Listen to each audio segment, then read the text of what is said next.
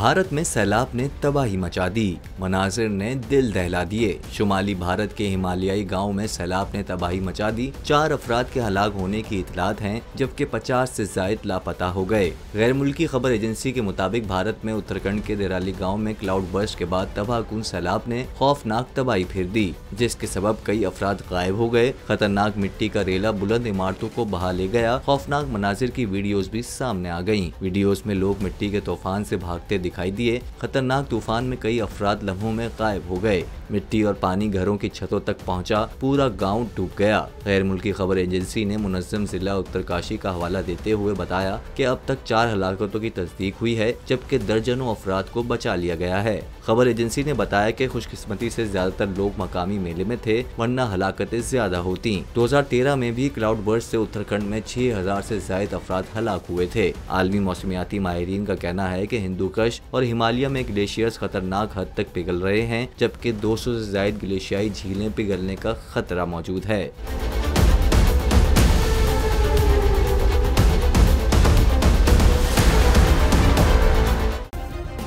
Subscribe करें और bell दबाएं ताकि कोई खबर रह न जाए।